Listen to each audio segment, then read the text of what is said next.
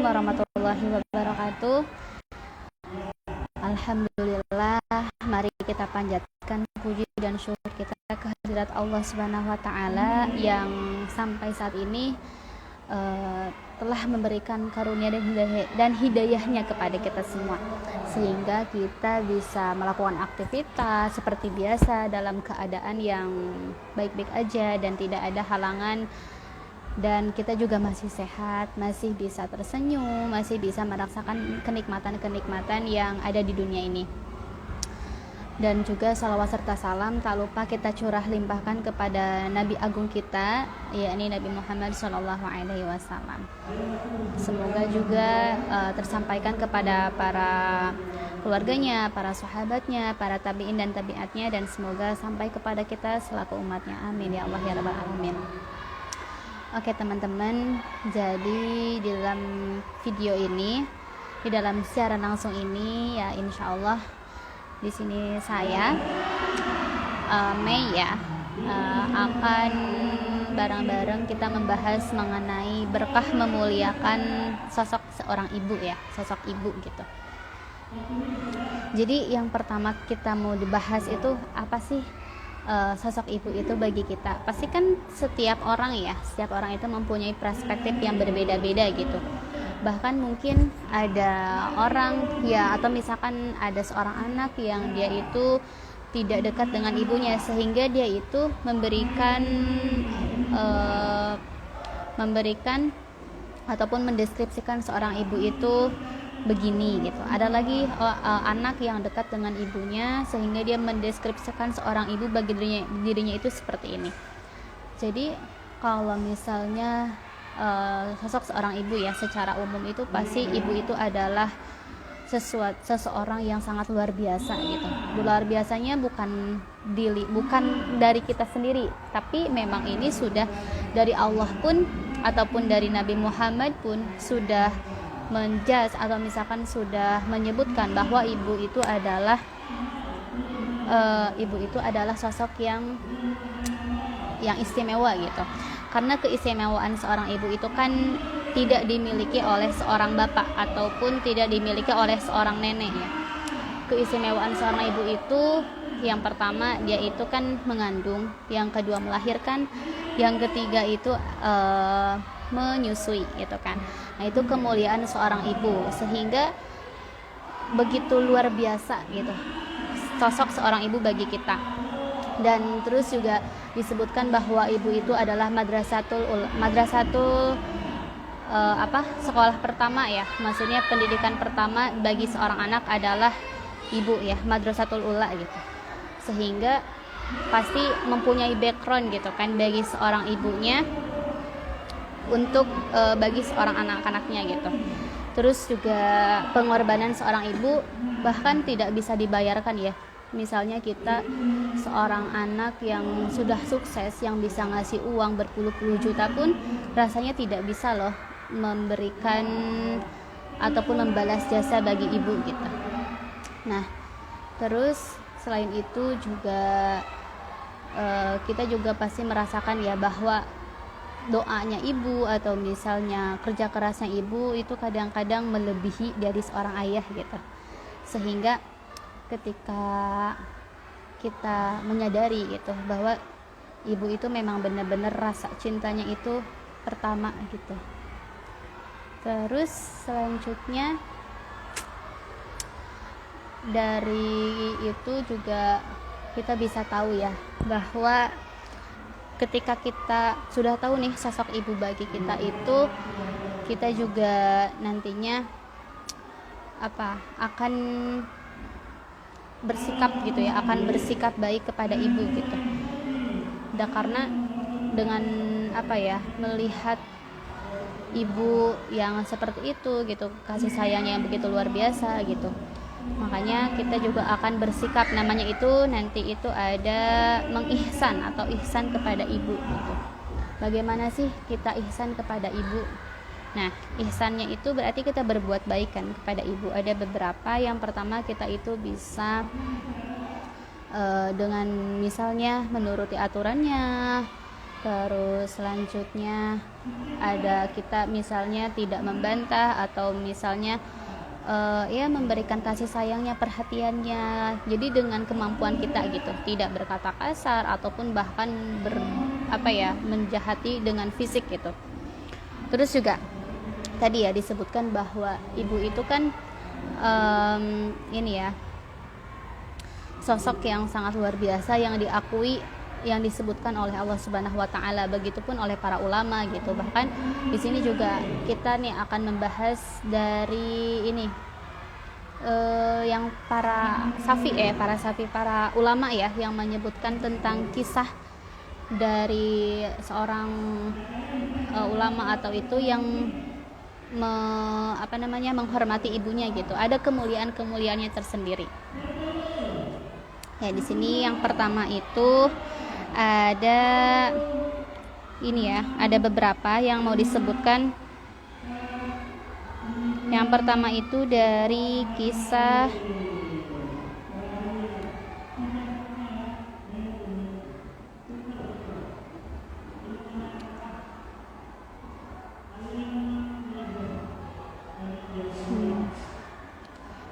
dari kisah siapa ini ya? Oke, dari kisah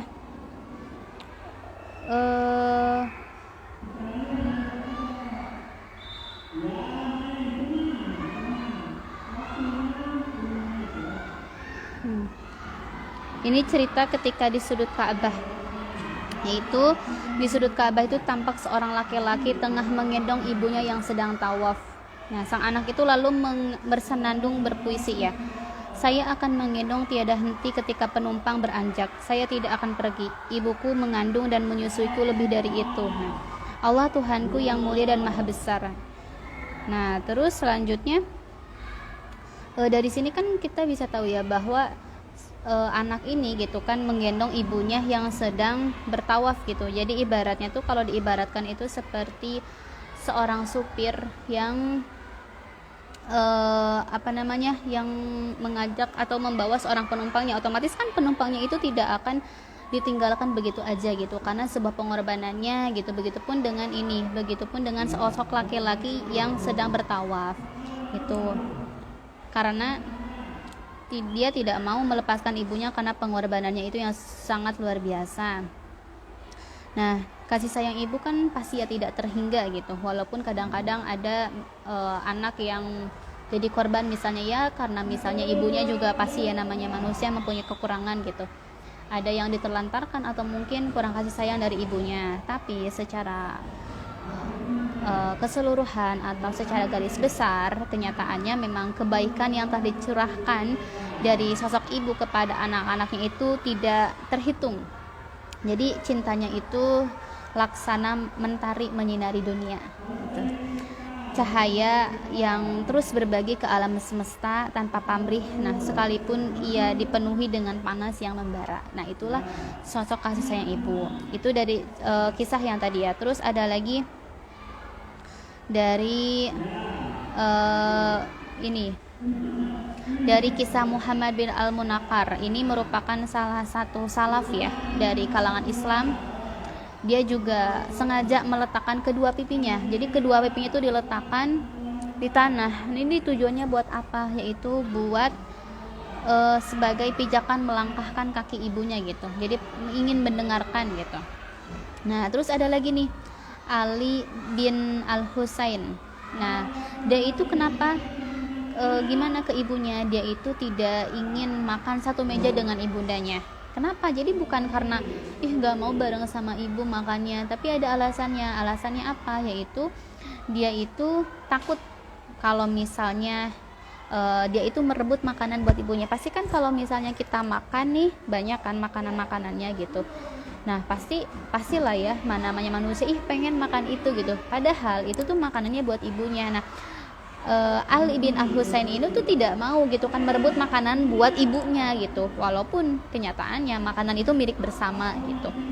Nah, terus juga ada lagi Usamah yang pernah memanjat pohon kurma.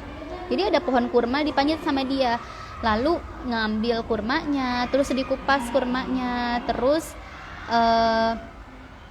menyuapi ibunya gitu. Lalu ditanyakan, kenapa kamu melakukan itu? Ia menjawab, ibuku memintanya. Jadi apapun yang ia minta dan saya mampu, saya pasti akan penuhi. Jadi benar-benar apa yang diminta sama ibunya tuh dari hal kecil sampai hal besar itu benar-benar dilakuin gitu kan dari Usamah ini.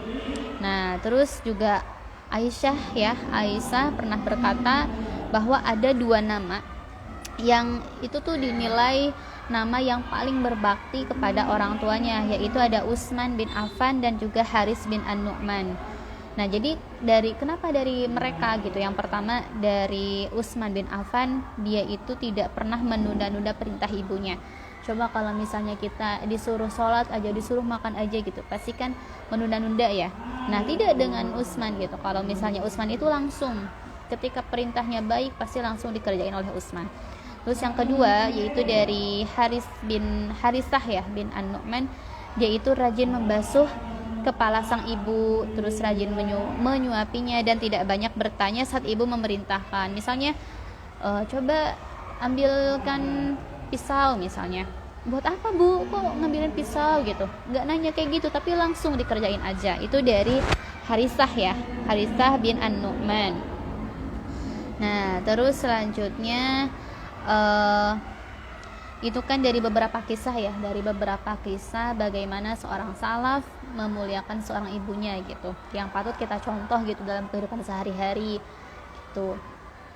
Nah, terus selanjutnya juga Syekh Muhammad bin Ali As-Sa'awi dalam artikel juga itu menyebutkan bahwa pengabdian kita kepada seorang ibu itu wajib hukumnya, dan tingkat kewajiban berbuat baik atau ihsan kepada ibu itu bertambah kuat saat kita beranjak dewasa. Jadi kan kalau misalnya dari mulai anak kecil nih, walaupun dia sudah balik ya, dari usia 7 tahun misalnya udah tahu nih ibu tuh begini, tapi tuh dia kewajiban dia taat kepada ibunya tuh tidak tinggi-tinggi banget loh. Nah, tapi kalau kita misalnya seumuran kita nih yang udah mungkin usia 20 tahunan, maka itu punya tingkatan yang lebih wajib gitu. Jadi wajib atas wajib benar gitu.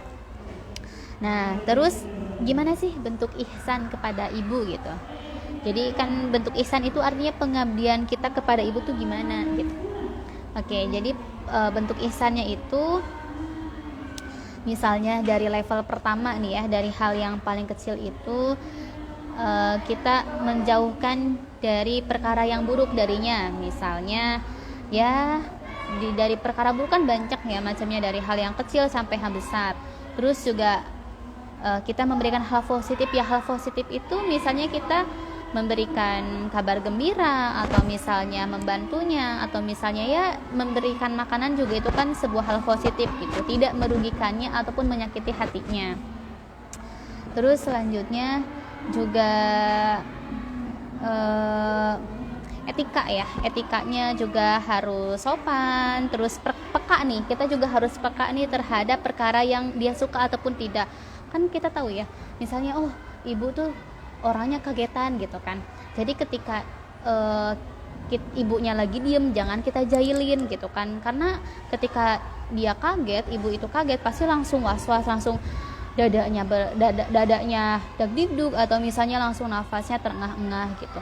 Nah, makanya itu juga harus kita hindari gitu. Jadi harus peka nih, ibu sukanya apa, hal yang ditakutin ibu tuh apa gitu. Terus selanjutnya juga kita harus berdoa ya. Pastilah kalau berdoa buat orang tuanya juga kita harus ya, minimal itu setiap habis sholat itu kita harus mendoakannya gitu. Pastilah doanya juga teman-teman tahu ya, doa untuk orang tua gitu ya. Allahumma gfirli wali walidayya warhamhuma kama rabbayani shaghira gitu. Itu pasti tahu. Nah, itu terus selanjutnya juga dari kita berbakti kepada ibu, atau misalkan tadi kita ihsan kepada ibu, itu juga menjadi kunci terkabulnya doa. Ya kan? Pasti teman-teman punya hajat atau punya doa yang banyak banget gitu. Tapi kenapa sih kok nggak dikabul-kabul terus gitu? Padahal kita tuh amalnya udah banyak, kita udah melakuin amal kebaikan gitu, udah kayaknya udah bener-bener khusyuk gitu ngedoanya, tapi kenapa nggak dikabul-kabulin gitu. Nah salah satunya itu ya karena mungkin ihsan kita kepada ibu kita khususnya gitu itu kurang gitu. Ini juga, nah dari kunci terkabulnya doa itu juga ada di kisah kisah Uwais Al-Qarni ya. Pasti teman-teman tahu dong siapa sih Uwais Al-Qarni. Yaitu adalah sosok yang penghuni langit ya gitu. Jadi Uwais Al-Qarni itu kan tidak dikenal di dunia, tetapi dia itu dikenal oleh penduduk langit gitu. Kenapa? Karena dikenalnya yaitu karena pengabdiannya kepada sosok seorang ibu. Jadi bahkan dari pengabdiannya kepada sosok seorang ibu gitu kan, dia itu dari Rasulullah itu langsung menyebutkan gitu. Rasulullah nih ya yang nyebutin, jadi benar-benar sudah pasti gitu. Kata Rasulullah SAW menyebutkan bahwa siapapun yang melihat Uwais Al-Qarni maka hendaknya dia itu meminta doa ampunan kepadanya gitu. Karena ketika kita meminta dia untuk mendoakan atau misalnya kita meminta doa kepada dia itu langsung dikabul gitu. Kenapa dikabul? Karena dia itu terkenal taat dan berbakti kepada ibunya gitu. Jadi itulah yang mendorong cepat terkabulnya doa dari Uwais Al-Qarni gitu. Dan akhirnya kan Rasulullah juga langsung nih mencari Uwais Al-Qarni, keberadaannya itu dari menyuruh Umar bin Khattab gitu kan, yaitu untuk mengetahui gitu. Dan ini juga sudah diriwayatkan oleh riwayat Muslim ya, jadi benar-benar sahih gitu. Makanya kalau misalnya sekarang ada Uwais Al-Qarni, wah harus benar-benar dicari gitu, kita minta doanya gitu, langsung diijabah sama Uwais Al-Qarni gitu. Terus selanjutnya yang kedua nih, ihsan kita kepada ibu, kepada orang tua juga bisa mengantarkan kita ke surganya Allah gitu. Tapi pengabdiannya juga pengabdian yang ikhlas, bukan karena pengabdian yang pengen, kan pasti ya ketika kita disuruh sama orang tua, misalnya sama ibu, pasti nanti minta balasannya, minta jajan, itu kan berarti tidak ikhlas ya. Tapi kalau misalnya kita ikhlas, pokoknya benar-benar mengabdi, benar-benar kita ihsan gitu kepada ibu gitu. Nah itu bisa menjadi kunci atau bisa mengantarkan kita nih masuk ke surganya Allah gitu. Nah ini juga tadi disebutkan yang diceritakan oleh Aisyah gitu, disebutkan yang dua nama itu tadi siapa, yaitu ada Harisah bin An-Nu'man ya, dan juga tadi Utsman gitu. Nah tetapi sebaliknya ketika kita tidak ihsan ya, kita tidak mengabdi kepada ibu, maka apa yang terjadi, yaitu kita akan celaka gitu, kita akan mendapati ganjaran yang setimpal gitu. Dan sanksi yang kita terima itu enggak hanya di akhirat, tetapi di dunia juga pasti kerasa gitu. Oh ya teman-teman, pernah dengar ini enggak, kisah, pasti ya udah pernah lah, yang kisah maling kundang ya.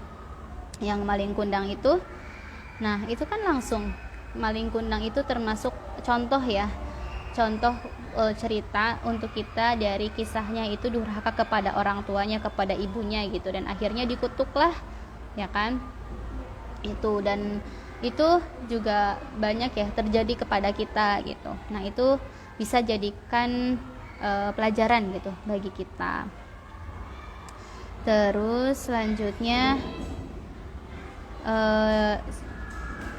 dari ihsan itu ya ayo gitu kan, kita bareng-bareng buat sama-sama kita meningkatkan kita ihsan lagi kepada orang tua kita gitu. Terus gimana nih kalau misalnya ibu kita gitu kan, khususnya udah nggak ada gitu kan, udah meninggal gitu, atau misalnya ibu kita posisinya nih, misal ada seorang anak nih, jadi dia itu anak broken home, tetapi dia itu tinggalnya sama ayahnya. Nah berarti kan dia nggak tinggal sama ibunya, terus gimana dong gitu.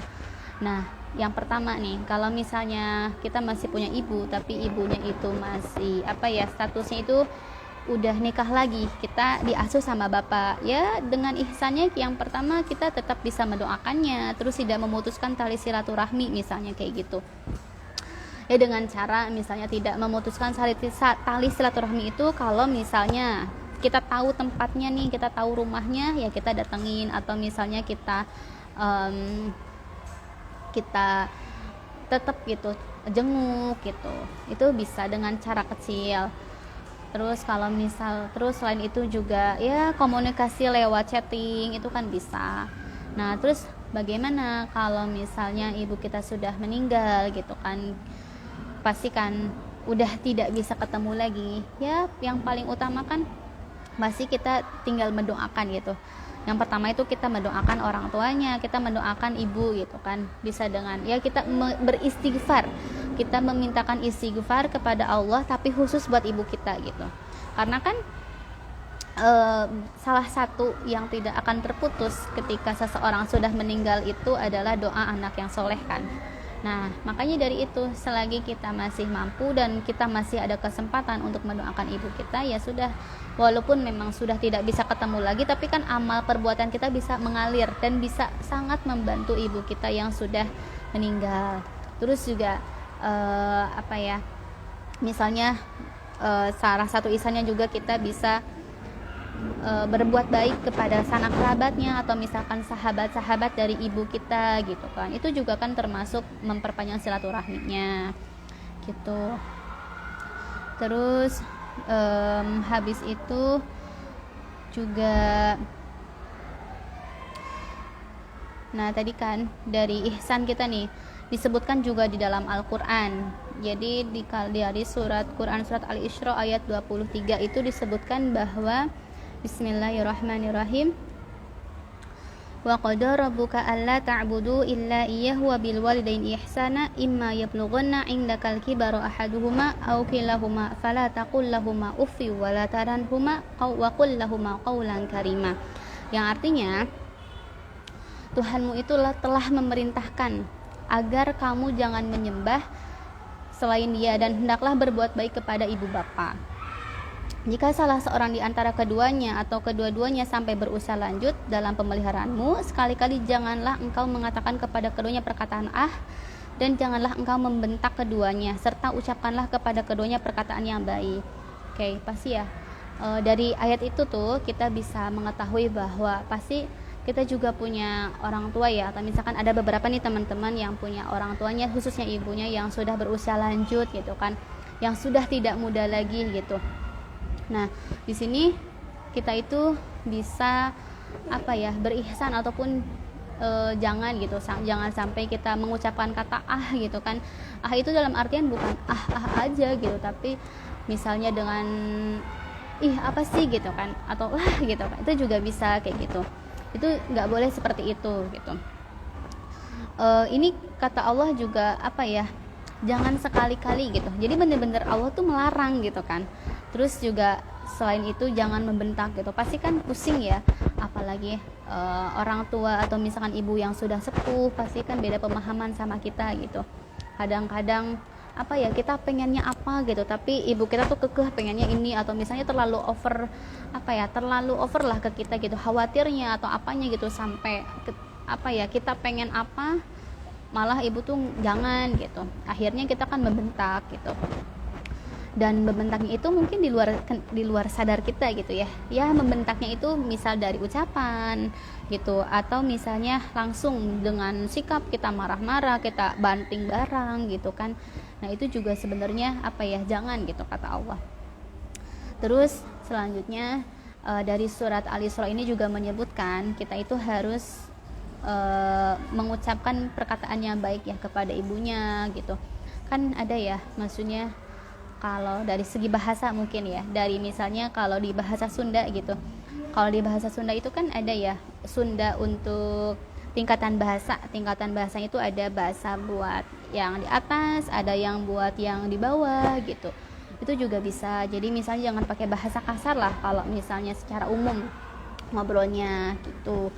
Terus juga pasti jangan sampai menjelek-jelekan gitu. Teman-teman pernah nonton gak yang anak-anak yang membantah ibunya itu marah-marah sampai ngeluarin bahasa kasar, sampai anjing lah, monyet lah, atau misalnya dan lain-lain gitu. Nah itu kan tidak pantas gitu. Allah aja sudah melarang gitu, kok kita malah berbuat seperti itu gitu. Itu merupakan salah satu ihsan yang disebutkan dari Al-Qur'an, salah satunya dari Quran surat Al-Isra ayat 23. Nah, maka dari itu teman-teman ya, maksudnya mumpung mumpung kita masih diberikan umur, terus juga selagi teman-teman ada yang masih punya orang tuanya, khususnya ibunya gitu, ya kita bisa berbuat ihsan gitu kan kepada beliau gitu.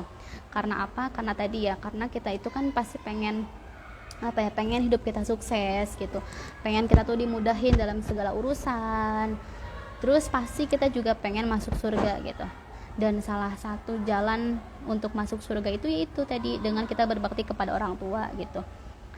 Dan kan teman-teman juga tahu ya, pasti ridhonya orang tua ada di ridhonya Allah gitu, dan durhakanya siksanya gitu kan, maksudnya pasti kita ini berhubungan lah antara orang tua dengan Allah gitu. Jadi itu yang paling utama ya, kita mendoakan jangan lupa gitu. Masa iya sih kita lupa gitu mendoakan diri sendiri terus, atau mungkin mendoakan temennya atau misalkan orang yang spesial gitu, bisa mengalahkan doa kita buat ibu kita gitu. Maksudnya dia kan, ibu itu ya sosok yang sudah menemani kita misalnya gitu. Teman-teman yang tinggalnya sama ibu gitu pasti kan sudah tahulah jerih payahnya gitu. Beda lagi sama mungkin ya, maaf kalau misalnya yang ibunya sudah meninggal atau misalnya sudah jadi piatu gitu, atau sudah broken home kayak tadi gitu, itu beda cerita lagi. Cuman tetap sebagai anak kita juga harus tetap berkhidmat gitu kan kepada ibu gitu. Karena tidak ada ibu yang tidak sayang kepada anaknya, dan tidak ada ibu yang mentelantarkan gitu. Jadi semoga kita diberikan hati yang bisa menerima kekurangan ibu, yang bisa memberikan kasih sayang kita kepada ibu gitu. Oke. Ya mudah-mudahan ibu kita juga panjang umurnya, selalu diberikan kesehatan dan keberkahan, terus juga bisa sama-sama tidak hanya di dunia tetapi sama-sama di akhirat juga. Ya gitu, mungkin itu aja yang bisa saya sampaikan gitu ya. Mohon maaf kalau misalnya selama di tayangan video ini belibet bahasanya gitu. Oke, makasih. Wassalamualaikum warahmatullahi wabarakatuh.